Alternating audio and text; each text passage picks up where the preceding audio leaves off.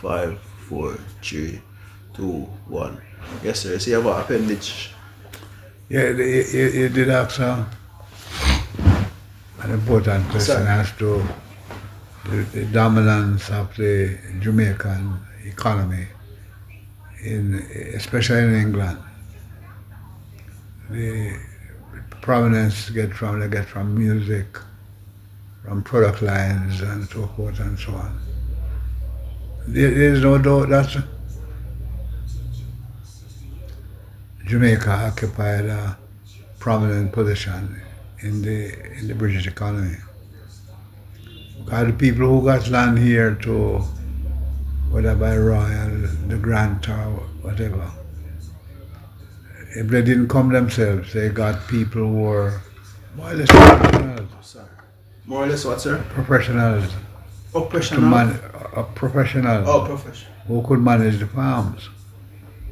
And those people, when they blended with the society, they thought about capitalizing more on the chart that they had.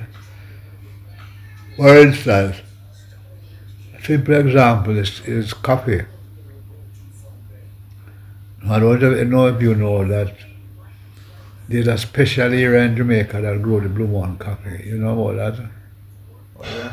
It stretches from Dallas, just right across the road there, straight up into the Maroon Town in Portland, and down near to the border with the sea coast. So all this coffee are are identified as the Blue Mountain coffee. And there's only two other coffee you have grown in Jamaica. You have the lowland coffee, which is more or less grown in the plains of Clarendon and to a certain extent St. Anne. I think another parish, St. Thomas could be one. But the Blue Mountain coffee has to grow between Dallas and Portland. And the soil type has to be the same kind of soil type to be branded as Blue Mountain coffee. So it occupied pride of place not only in Jamaica, but all over the world. Blue Mountain coffee. And the only other coffee, as I mentioned before, is the lowland coffee and the high mountain coffee. The Blue Mountain coffee fetches a premium price on the world market. It's sought after. But is there any other product apart from coffee that occupies this prominence? I believe there are. I believe that pimento, which is known as allspice, occupies a prominence, and it was grown primarily in St. Anne and St. Catherine, and to a certain extent St. Catherine, St. Andrew. You know, the allspice seasoning is sought after all over the world, and it's now scarce, you know, because the pimento is not only known for the berries, for the purpose of allspice, to making the spice, but the leaves give off a oil that is sought after all over the world too. Then you have the wood of the pimento tree is used in making jerk. So it has, well, you could say there's three primary advantageous position: the wood, the leaves, and the berries. But let's go a little further. Is there any other thing that makes us unique? Let's look at music. And I don't know the research that is done on music during the colonial period. But if you look at the set out of the great houses all over the island, they were in close proximity to each other. They were built in the same way and directed towards entertainment. My summation, and this is no research really, is that the whites that came here, whether they came as managers of the state or the owner that came here, sought after entertainment when they came, when they came to Jamaica for any period of time. And the local estate workers were the primary source of providing music. I remember there was a gentleman from here, Uncle Mac, Leaford, Bazapada. They used to work with a man at a property called Lucky Valley. And they would go up to his house at Beverly Hills. There were a lot of houses up there to provide entertainment, music for his guests. And I believe that this happened elsewhere too. Yeah. So the white man having come here and been exposed to the music, and the Americans to a certain extent found the rhythm quite exciting and easy to adapt to. So they took our music back home and promoted it. You understand? The other thing that you find exciting about our thing is the cooking and the way we use spices and herbs. I don't know, I can't say about the research that goes into these things. Yeah. But the use of allspice, the use of the pimento, the use of nutmeg, and all those things were primarily used by the blacks who actually work in the great house. They use it to season the food, and that must have excited the taste of the owners and their managers. So what they did really is to take back these spices and herbs back to England and thereby promoted it there. Some of them used local means of doing it. Some took it back to England, and the populace in England were excited by the taste. It's just like rum. We made red rum and we made white rum. Yeah. And it is these are the most sought after rum all over the world. Yeah. But the other country where they grow rum. So why are they as prominent? Processed rum. Yeah? Processed rum, They not brew rum. grow processed rum. Yeah, they grow sugar cane. Like Barbados. Barbados is just coming into prominence now with rum. Montgay rum. Trinidad to a certain extent, but they are not as known as Jamaica. Yeah. You understand? So the managers who were here and their guests who came to visit from England and everything were the chief promoters of these products. And some of them sought to make it quite economically favor to them, to the state and to themselves. Coffee was one of the chief exports that came from Dallas. The coffee was grown up in Mount Henry and Roses Valley, floated down by water to the castle, separated from the seeds were taken out and dried and barbecue. This was big paved section of the great house yard, and the coffee was put out in the sun to dry. When it is dry, they would take it up and put it in crocus bags and send it up to England. So it was leaving process here, but I think they taught the people in England how to grind it up to make it readily usable. Yeah. Another thing about it is and you touch it into the music. There was not a lot of space around the estate for somebody to make any Yeah. dances and anything.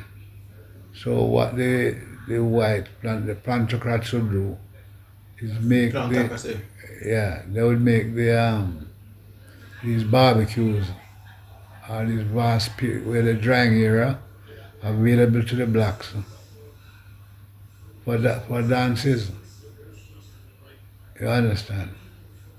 And that would have contributed to them hearing the music, seeing the dances, and took it back with them in whatever form they could, back to England.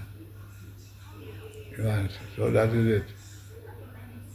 As to another aspect of it is the integration with the whites and blacks. I don't know if the research has proven Yeah. what was the relationship between the white plantocrats and the black, especially as to women. But a lot of what you call half-breed children were born during that period, fathered by white children, fathered by white fathers. And what is good about this is that most of these white fathers weren't afraid to take back their offspring to England and send them to universities. Or, so they came back as the intelligista. Yeah, so that again, it benefited Jamaica a whole lot. I forget to mention there are other products that made Jamaica very unique also. Yeah. You have the dyes was made from Indigo. That was more or less noted for, St. Elizabeth is noted for that venture. You understand? Chocolate. Since Mary was known for chocolate.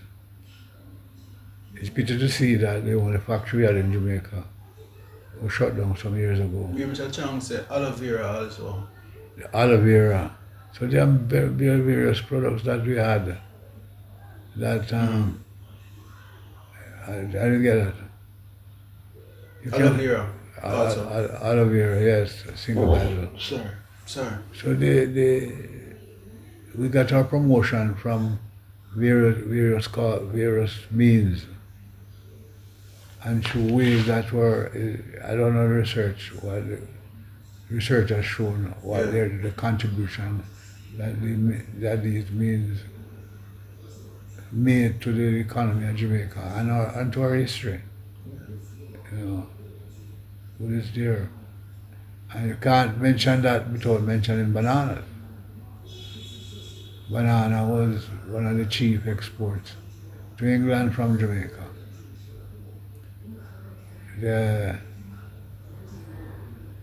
The song you mentioned about USA daylight song. daylight come on and go home. Yeah, the song from the number one hit in USA. Yeah, it was Louis R. Belafonte. Well, it's a common Jamaica song that was sung at the estate. So that was during Elvis Presley time or before? Eh? That was during Elvis Presley time or before? It was Elvis Presley. It's R. Belafonte who sang it and made that into it. Daylight come on go. Well, this was a common estate song. While they were loading up the bananas, they would sing these things. to lessen the labor, the stress of labor, while they were loading the bananas into the belly of the boat that would take the bananas to England. One of the drawback, well, I wouldn't say drawback to that, was some of the loaders them found a way to store away and load boats to England. So when they arrive in England and it's loaded in the boat, they find a lot of people amongst it, amongst the bananas. And there's a famous story of a guy who stole away from Kingston on a banana boat. And the boat went to Port Antonio. And when it didn't dock really, but they were loading bananas onto the same boat. And the guy came off the boat and was asking people around Port Antonio, where is London? He thought the boat had reached London. You know. But the mystique of all these things, there's not a lot of things written. I know one guy who stole away to England. We used to call him Lass. He stole away to England and they sent him back to Jamaica. And when he came back, he walked with a limp. And some people were saying that he must have caught a cold on the boat, which affected him badly. He died subsequently. He used to live just below Linda's Gap. So he has some really colorful stories. You have another set of stories that came out of the banana boat. Because after the migration starts to England, Windrush. with the great Windrush, the women that went to England, they saved up a little money and went to go to England. And when they get on the boat, the sailors that were on the boat were more or less Spanish, from country from European origin, of the European origin. And they got into sexual endeavors, exploits. And some of them turned up in England having children who were more or less near white. Mulatto. Some of them never did come back to Jamaica. And the story is told that these Spanish guys or Portuguese would give them money, and their money there was a lot. The coin was in terms of value, had no value at all, and they would give the women it. And they would have believed that when they reach England, they would be millionaires. Yeah. Only to say when they reach England, the money had no value. You understand? Alright, sir. That was the appendage, guys. So that was showing us the value of Jamaica and the world market. So we connect another time.